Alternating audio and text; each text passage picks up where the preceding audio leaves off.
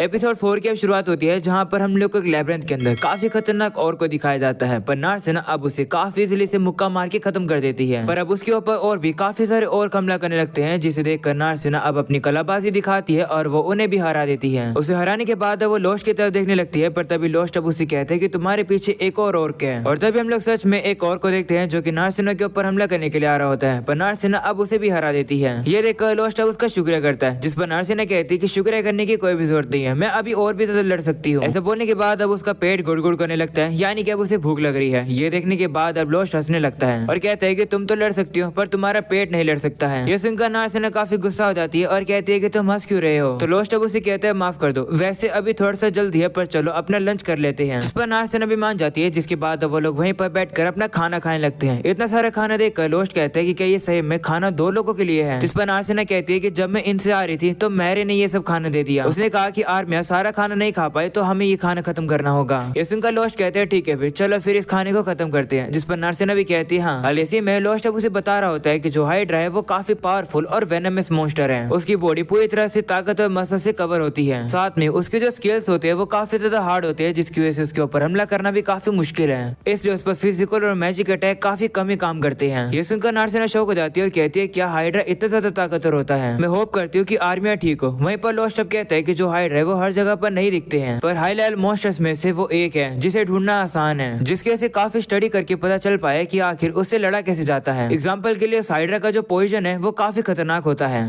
अगर जिस बंदे को वो पॉइजन लग गया है और उसे क्योर नहीं किया गया तो बंदा मारा भी जा सकता है। इसलिए इस चीज से बचने के लिए एक स्पेशल एंटीडोट का डेवलपमेंट किया गया है, जिसे इजीली खरीदा जा सकता है। जो सुनकर नारसेना कहती है कि लेकिन लायरा कह रही थी कि उन लोगों ने एंटीडोट खरीदा ही नहीं। तो लोस्ट कहते हैं हाँ ऐसा इसलिए क्योंकि ये एंटीडोट काफी महंगा होता है। तो लायरा को अब अपनी पूरी पार्टी को अपनी हीलिंग मैजिक जो कि डिटॉक्सिफिकेशन है उसी से ही बचाना होगा। ये सुनकर नारसेना थोड़ी चिंता करने लगती है, तो लोस्ट उसे कहता है कि चिंता मत करो, लाइटनिंग सोर्स इतने भी कमजोर नहीं है, मार्गलेस को तुम कम मत समझो, वो काफी एक कमाल का तलवारबाज है और साबिरिया की स्पीड और एजिलिटी काफी तेज है। भले ही हाइड्रा के पास काफी सारे सर हैं और उसकी जो विजन की रेंज है वो काफी बड़ी है, पर फिर भी साबिरिया छुपके से जाकर उस हाइड्रा के पीछे से हमला कर सकती है। ये सारी बातें सुनने के बाद नारसेना थोड़ी जेलस फील करती है और कहते हैं कि तुम लाइटनिंग सोर्स की कुछ ज्यादा ही तारीफ कर रहे हो। जिस पर लोस्ट कहते हैं नहीं मैं तो बस सच्चाई बता रहा हूँ। जो सुनकर नारसेना कहती है कि क्या सच्ची में। जिस पर लोस्ट कहता है हाँ। अगले सीन में हम देखते हैं कि वो लोग अब आगे जा रहे होते हैं, पर तभी नारसेना अब लोस्ट से कहती है कि हर दिन ही एक सेम लेब्रिंथ को चैलेंज करने में मैं काफी बोर हो गई हूँ। तो लोस्ट भी कहते हैं हाँ तुम सही कह रही हो, कहीं और चलना चाहोगी। जिस पर नारसेना कहती है हाँ वेटलैंड यहाँ से काफी करीब है, हम लोग वहीं चलते हैं। तो लोस्ट भी मान जाता है। अगले सीन में अब हम लोग को लाइटनिंग ब्लेड को दिखाया जाता है जो कि अब उस हाइड्रा से लड़ रहे होते हैं। वो हाइड्रा हमला करता है पर मार्गुलस अब उसके ऊपर हमला करके उसके एक सर को घायल कर देता है। जिसके बाद हम लोग को अब सीक को दिखाया जाता है जो कि अब काफी तेजी से जाता है और हाइड्रा के सर को काट देता है। ये देखकर मार्गुलस काफी इंप्रेस होता है और कहता है कि अभी भी उसका सर पूरी तरह से नहीं कटा है और हमला करके उसके सर को काट दो। तो सीक भी मान जाता है और अब वो उस हाइड्रा के सर को काटने वाला होता है, पर तभी वो हाइड्रा अब थोड़ा से नीचे हो जाता है। तो अब सीक भी उसके ऊपर हमला नहीं करता है और अब वो नीचे आ जाता है। जो देखकर मार्गुलस अब उसे कहता है कि आखिर तुम होल्ड बैक क्यों कर रहे हो, तुम्हारे पास उसे खत्म करने का मौका था। जिस पर सीक कहता है कि लेकिन ये हाइड्रा तो तुम्हारा शिकार है ना, क्या तुम सही में चाहते हो कि इस हाइड्रा को मारने का क्रेडिट मैं ले लूं? अगर तुम इसे मारोगे तो तुम्हें हाइड्रा स्लेव बुलाया जाएगा। कितना कूल है ना। ये सुनकर मार्गुलस कहते हैं हाँ काफी कूल है। ऐसा बोलने के बाद वो काफी एक्साइटेड हो जाता है और सीधा उस हाइड्रा के ऊपर हमला करने के लिए चला जाता है, पर अब वो हाइड्रा उसके ऊपर हमला करके उसे साइड में गिरा देता है। जो देखकर लायरा कहती है कि मार्गुलस कितना पागल है, अगर वो सामने से इस तरीके से हमला करेगा तो यही होगा ना।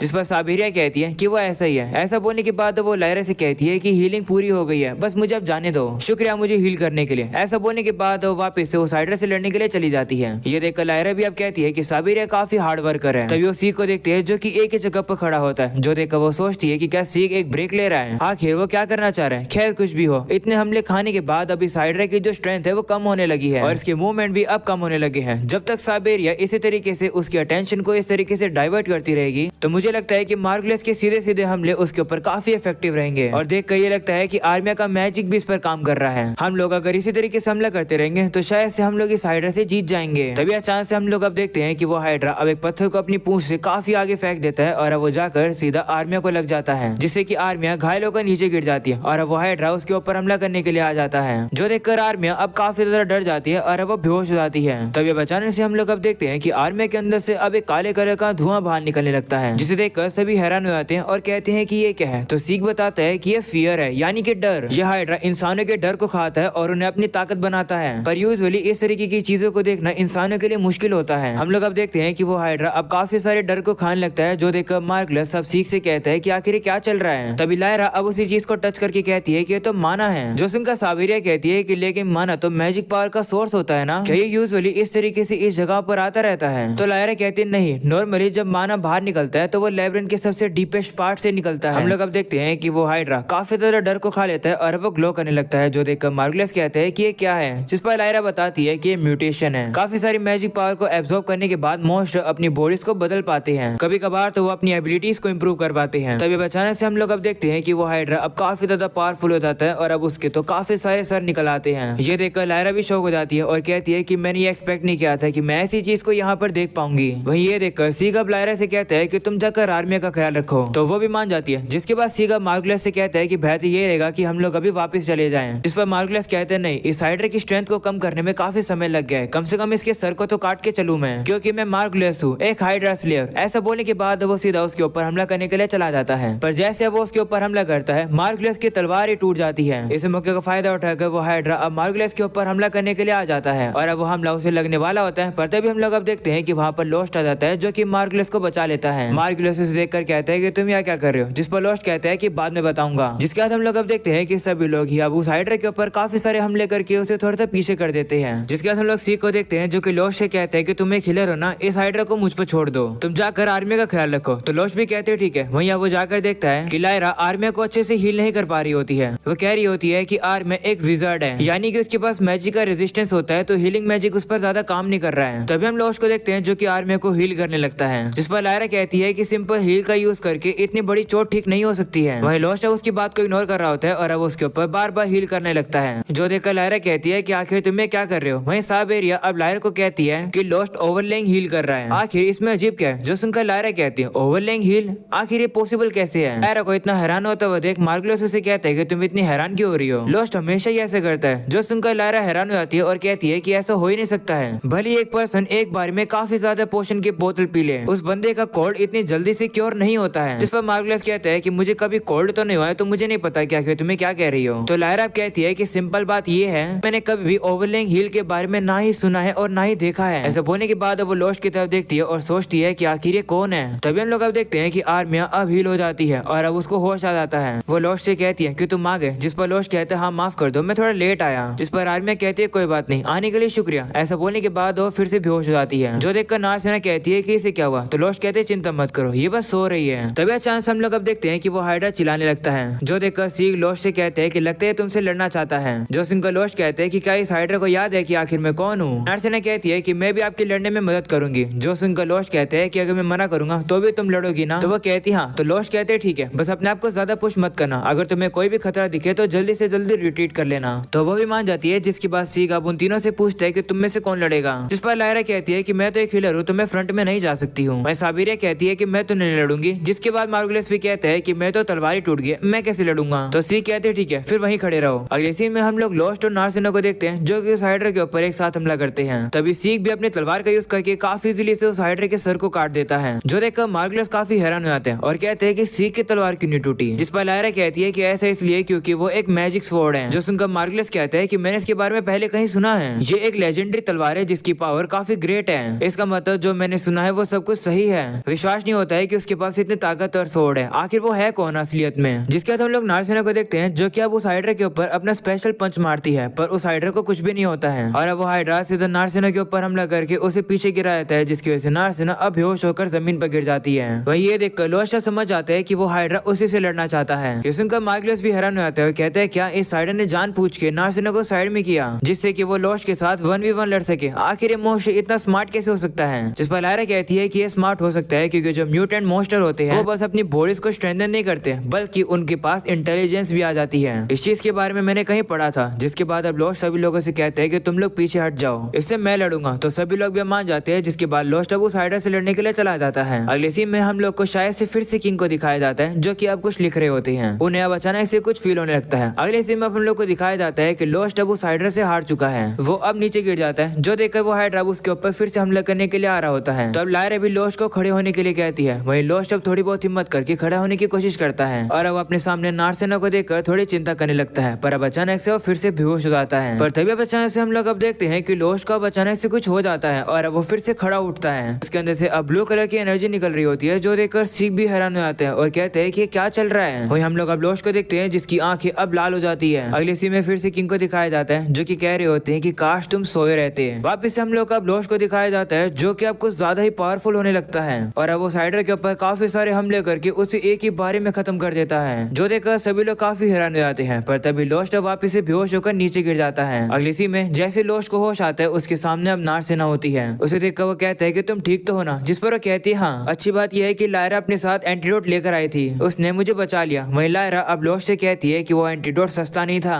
तुम्हें बाद में इसके पैसे देने होंगे, जिस पर लोस्ट भी कहते हैं ठीक है। जिसके बाद वो पूछता है कि आर्मिया कैसी है, जिस पर सी कहता है कि वह भी सो रही है और वह खतरे से बाहर है। ये सुनकर लोस्ट अब रिलीफ फील करता है। तभी लायरा उसे कहती है कि थोड़े समय पहले तुम्हें हो क्या गया था, जिस पर लोस्ट कहता है कि पता नहीं, तुम किस बारे में बात कर रही हो। हम लोग मार्गलेस को देखते हैं जो कि लोस्ट से कहता है कि तुम तो सही में काफी ताकतवर हो, जब तक तुम हमारे साथ हो हम लोग काफी ज्यादा खतरनाक मोशस को भी हरा देंगे, चाहे से हम लोग तुम्हारे साथ लैब्रिंथ के मास्टर को भी हरा देंगे। तो साबेरिया कहती है कि तुम्हें क्या कह रहे हो, आज तक लैब्रिंथ के मास्टर को किसी ने भी नहीं देखा है, तो उसे हराओगे कैसे। वहीं पर लोस्ट अब मार्गलेस से कहता है कि मैंने तुम्हें पहले भी बताया था, जिस पर मार्गलेस कहते हैं कि हाँ मुझे पता है कि तुम क्या कहने वाले हो, चिंता मत करो। उस हाइड्रा के हारने के बाद काफी सारे मैजिक स्टोन ड्रॉप हुए हैं, इन्हें बेचकर जितना पैसा मिलेगा हम लोग 3 में बांट लेंगे, मतलब पैसा मुझे, तुम्हें और साबेरिया को मिलेगा। लायरा और सिग ने तो कोई काम किया ही नहीं है, तो उन्हें क्यों पैसे मिलेंगे। और तुम्हारे साथ ये जो लड़की है वो तुम्हारी असिस्टेंट है ना, उसे बहला फुसला दो, उसे पैसे नहीं देंगे हम लोग। ये सुनकर नारसेना गुस्सा हो जाती है। वहीं लोस्ट कहते हैं कि तो फिर आर्मिया के पैसे का क्या हुआ, जिस पर साबेरिया कहती है कि आर्मिया अब हमारी किसी भी काम की नहीं है, इससे फर्क नहीं पड़ता है कि उसने एक विजिट के तौर पर अपना काम पूरा किया है या फिर नहीं, शायद तो वो अब जिंदा उठेगी भी नहीं। तो मार्गलेस कहते हैं कि क्यों ना हम लोग आर्मिया को बेच दे, वो खूबसूरत दिखती है तो लड़के उसके साथ काफी मजा करेंगे। ये बात सुनकर लोस्ट को काफी गुस्सा आ जाता है, पर नारसेना को ज्यादा गुस्सा आता है, वो जाकर सीधा मार्गलेस को मुक्का मार देती है। मार्गलेस नीचे गिरकर नारसेना से कहते हैं कि तुमने मुझे मारा, तुम्हें गिल्ड के रूल पता नहीं है क्या, अगर एक एडवेंचर दूसरे एडवेंचर को मारता है तो उसे गिल्ड से निकाल दिया जाता है, सभी लोगों ने देखा है कि तुमने मुझे हिट किया है। जो सुनकर सीग और लायरा कहते हैं कि नहीं हमने तो नहीं देखा, पर तभी साबेरिया कहती है कि मैंने देखा है कि उसने तुम्हें मारा है, मैं गिल्ड को ये बात बताऊंगी। जो सुनकर सीग कहते हैं कि अगर ऐसी बात है तो मैंने ये देखा है कि तुम लोग आर्मिया को बेचने की तैयारी कर रहे थे। वहीं लायरा भी अब उनसे कहती हाँ तुम एक यंग लड़कियों को गंदे लोगों को बेचने वाले थे, इससे पहले कि आर्मिया को होश आए। ये सुनकर सीग कहते हैं कि ये तो काफी बुरी बात है, इसके बारे में गिल्ड को बताते हैं। मार्गलेस और साबेरिया मेरे साथ चलो। ये सुनकर मार्गलेस शौक हो जाता है और कहते हैं कि आखिरकार तुम क्या हो। अगले सीन में हम लोग अब देखते हैं कि अब उन सभी लोगों को पता चलता है कि आखिर सीग की असली आइडेंटिटी क्या है। दरअसल सीग एक डायरेक्ट एडवेंचर है, वो भी रॉयल सिटी के एडवेंचर गिल्ड से। वो सभी को बताता है कि मेरा असली नाम सीग नहीं बल्कि जीग है। जो सुनकर लायरा कहती है कि तुम अपनी आइडेंटिटी छुपाने में काफी ज्यादा नूब हो। ये सुनकर जीग को गुस्सा आ जाता है। वहीं एमरस्ट अब जीग से कहती है कि आखिर तुम जैसा डायरेक्ट एडवेंचर इस छोटे से टाउन में क्या करने आए हैं, जिस पर वो कहते हैं कि क्योंकि तुम एक गिल्ड एम्प्लॉय हो, तुम्हें तो पता ही होगा कि जो डायरेक्ट एडवेंचर होते हैं उनके पास अथॉरिटी होती है एडवेंचर्स को रेगुलेट करने के लिए। हाल फिलहाल में इस टाउन की सिक्योरिटी खराब हो गई है, जिसका कारण कुछ एडवेंचर्स हैं, तो मैं चेक करने आ गया और मुझे वो एडवेंचर्स मिल गए जो कि साबेरिया और मार्गलेस हैं। तो अब लायरा कहती है कि आखिर इन दोनों का क्या होगा,